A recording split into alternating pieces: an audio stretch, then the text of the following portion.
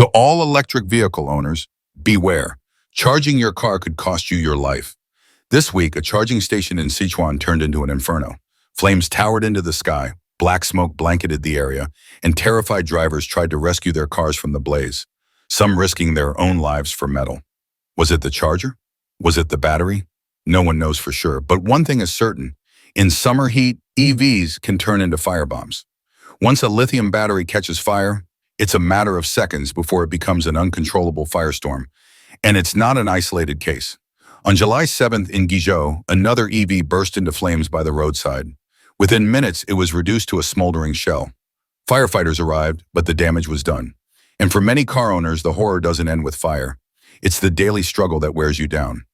One man shared how his BYD Seagull, a car he spent over 70,000 yuan on, turned a family trip into a freezing, 3-day nightmare. What should have been a 1-day drive from Henan to Shandong became a slow, exhausting crawl with 5 charging stops and constant anxiety. He dared not turn on the heater in Tennessee weather, fearing the battery would die before reaching the next station. I didn't buy a car, he said, and I bought stress. Electric cars promise the future, but at what cost? Let's talk about it. You might wonder that why would anyone drive an EV such a long distance in the dead of winter? The truth is simple. I only have one car. It's not like I had options. And this experience taught me something EV ads never mention. Let's talk about the brutal truth behind electric vehicles and why they're not ready for the real world. Safety first.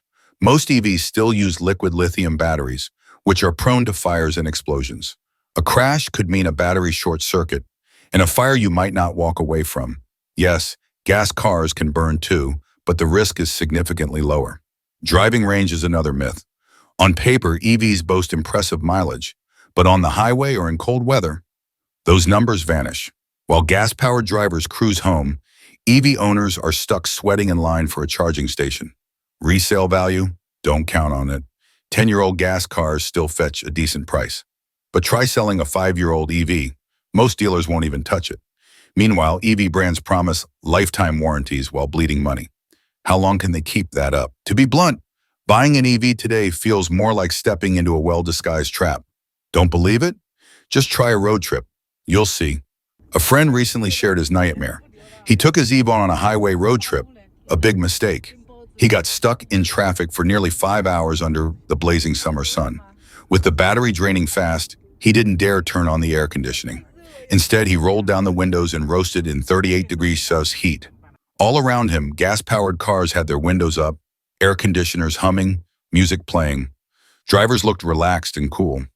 Meanwhile, he was drenched in sweat, watching the battery level tick down like a countdown to disaster. When he finally made it back, he said it felt less like a vacation and more like punishment. Endless traffic, long charging waits, ruined plans.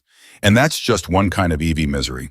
There's a more terrifying one, a growing number of battery leak incidents with life-threatening consequences. Not long ago, a woman reportedly fainted less than 30 seconds after entering her EV. She collapsed right outside the door. The cause? A noxious smell. After inspection, the dealership admitted the battery had leaked, possibly releasing toxic gases. In another case on July 8th, a man named Mr. Zhou from Zhengzhou, Henan, faced a similar horror. He noticed a disgusting smell near his car, like something rotten, and assumed it was the AC system. But as soon as he entered the vehicle, he began choking and barely made it out before collapsing. Doctors later confirmed he was poisoned. The culprit? Another battery leak. Even worse, his brother, who rushed him to the hospital, began vomiting from the lingering stench. The car manufacturer claimed lithium batteries can release strange odors when temperatures exceed 300 degrees Celsius, but Mr. Zhou is still waiting for a full explanation. The incident has sparked a firestorm of concern online. Auto enthusiasts suspect the odor was hydrogen sulfide, the same toxic gas as rotten eggs. One comment said, "This is no longer a car problem, it's like a biological weapon." And this isn't an isolated issue. In recent years, electric vehicle fires have surged across China, especially in the hot, humid summer months, with June to August being the peak season. In a chilling international case, a cargo ship carrying over 3,000 vehicles from China to Mexico suddenly caught fire near Alaska's Aleutian Islands. Among the cars were 65 full EVs and 681 hybrids. The vessel, Morning Midas, left Yantai on May 26 and was set to arrive in Mexico by June 15. But on June 3rd, fire broke out. Smoke was first seen coming from the deck area where EVs were stored. The blaze quickly spiraled out of control. The crew tried to fight it, but eventually had to abandon ship. Luckily, all 22 crew members were rescued. The ship then drifted in the North Pacific for weeks, before finally sinking to the ocean floor. While the exact cause of the fire is still under investigation, experts suspect the lithium batteries played a key role. Bloomberg quoted an Allianz insurance report warning that lithium batteries pose severe risks to cargo ships, especially when transporting thousands of EVs in bulk. Back in China, EV fires continue to make headlines. In Nanchang, a new energy vehicle suddenly erupted in flames right on the main road near the Jiangxi Provincial Museum. The cause? Still unknown. One blogger, Yang, said he regretted buying his electric car less than 2 years in. At first, he was excited, convinced by flashy promises and sweet talk from the 4S dealership. But now, the joy I felt when I bought it is nothing compared to the regret I feel now. After I bought the tram, I learned these bloody lessons. Before buying it, I thought I could save money on fuel every year. A lot of fuel money was indeed saved, but the maintenance cost of electric cars is also very high, and the insurance for electric cars is more expensive than that of fuel cars, about 30% more expensive. Another thing is that the cost of repairing and replacing parts for electric cars is also very high, and you can only go to 4S stores to repair the car. Generally, roadside repair shops will not repair such electric cars at all. Once you go to a 4S store, you become meat on the chopping block at the mercy of others, and there are many various fees. Second, when you have an electric car, you will realize that the cruising range is only for reference. When buying a car, the manufacturer claims it can run hundreds of kilometers. But in fact, most of this data is generated in the laboratory, and it will be greatly reduced in actual use. It can't reach the range the manufacturer claims. Especially in winter, when the weather is cold, the actual cruising range will drop significantly. Every time you go out, there is always mileage anxiety, and you don't even dare to turn on the air conditioner. Blogger Yang said that after a few years of use, the battery of the electric car will deteriorate to varying degrees. In the later stage, because of the shortened mileage, it will need to be charged frequently, and it won't last long after each charge. In addition, it always takes a lot of time to charge an electric car. Fast charging takes about an hour, while slow charging may take 3 to 5 hours. If you drive a fuel car, you can find a gas station nearby and fill up in a few minutes. Every time I go out with an electric car, I always get a headache about charging. Last Chinese New Year, my family drove to Beijing and got stuck in traffic. It was winter, so we needed the heater. I turned it on briefly and the battery quickly dropped. With no charger nearby, I had to freeze in the car to save power. Eventually, I found a charging station, but the line was so long it took 6 hours. Other cars had already arrived, eaten, and gone to bed while we were still charging. It was miserable. The blogger said she sold her EV last month and switched to a gas car. She warns others. After 6 years of driving an EV, the range kept shrinking, especially in winter. When she replaced the battery, the cost was almost enough to buy a new car. In Suzhou, the temperature has hit 38 degrees Celsius plus, and many have noticed that EV range drops sharply. Data shows that when it's above 38 degrees C, EV range can fall by up to 31%. We know EVs lose power in winter, but they also drain fast in summer. Wow, this morning my EV showed over 220 km of range.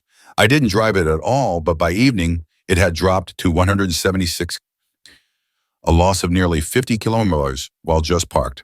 Today in Beijing, I turned on the AC 5-6 times to keep the cabin around 20 degrees. Each session lasted 10 to 20 minutes. Result, I lost nearly 50 kilometers of range, just from parked cooling and monitoring. Shocking.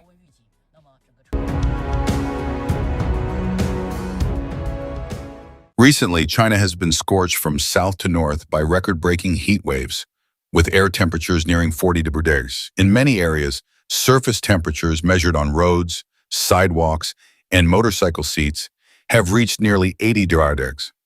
The scorching heat melted the soles of people's sandals, sticking them to the pavement. Countless people collapsed from heat stroke. Some even died.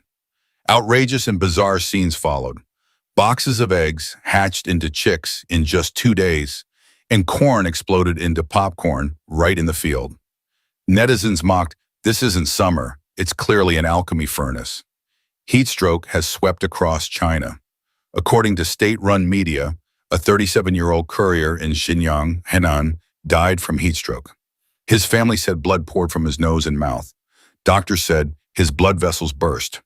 In Suzhou, Jiangsu, an elderly couple died after refusing to use air conditioning. Online, disturbing reports spread of long lines at crematoriums, fueling suspicions of official cover-ups. At Qingdao University's Fushan campus in Shandong, a dormitory manager died from suspected heat stroke inside a 6-square-meter duty room. The temperature exceeded 40 degrees that day. Meanwhile, dozens of students at Yantai Nanfang College were hospitalized for heat stroke, with one reported death. In a Yantai middle school, more than 120 students suffered heat-related illness. And the madness didn't stop there. Surreal scenes kept surfacing across the country. On July 8th, a viral Douyin video from Zhangbei Rong Media showed a woman returning home after 2 days to find her house crawling with chicks. She had left behind 3 boxes of eggs, expecting them to spoil. But due to the scorching 40-degree heat, 70 of the 90 eggs had hatched. The chicks were running everywhere. The internet exploded with jokes. "I was going to eat them. Now they'll eat me," one user quipped. Another said, "Guess those eggs really weren't fake after all."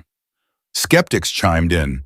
"Eggs need 21 days to hatch. 2 days? Come on." Clean World's Third Eye revealed shocking video clips of the high-temperature chaos, roads cracking open, flip-flops melting into asphalt, electric vehicles, including police cars, bursting into flames, and tires melting mid-drive, leaving streaks of black rubber behind. "This isn't a summer," netizens repeated. "It's an alchemy furnace." In Wuhan, people use thermometers to test surfaces. Stone piers reached 56 degrees Celsius, metal window frames 52 degrees, and bicycle seats a blistering 81 degrees. Some even fried eggs on their car hoods. In Jifang Park, the display read 47.3 degrees Celsius, while a boy joked in a viral video, "They say it's 39 degrees. I'm burning alive." In Shandong, a July 5th video showed farmers drying corn in the open. Kernels left in the field popped into real popcorn under the 43 degrees Celsius sun. "No seasoning needed," the blogger joked. "This is pure, natural, piping hot popcorn." Meanwhile, dozens of streetlights, solar panels burst into flames. Videos captured white smoke, blazing sparks, and fires igniting the dry roadside weeds. The blogger warned, "Even the solar lights can't take it. What kind of heat is this?" Then came the twist. On July 7th, Jinan, after baking for days, was suddenly hit by violent winds. The sky blackened like night, hurricane-force gusts ripped through the streets, and trees were uprooted. By 5 p.m., 508 million cubic meters of rain had fallen, equal to 4 to 24 damming lakes. Netizens gasped, "It's like the sky broke. Is this Jinan's judgment day?" The Third Eye warned that natural and man-made disasters now strike China with brutal frequency. Once-in-a-century phenomena have become disturbingly common. According to ancient belief, these are omens, heaven's wrath. The CCP has committed countless evils, and now the heavens deliver retribution. But because the CCP is composed of Chinese people, the punishment also falls on those who follow it. Finally, the Third Eye urged Chinese people to wake up.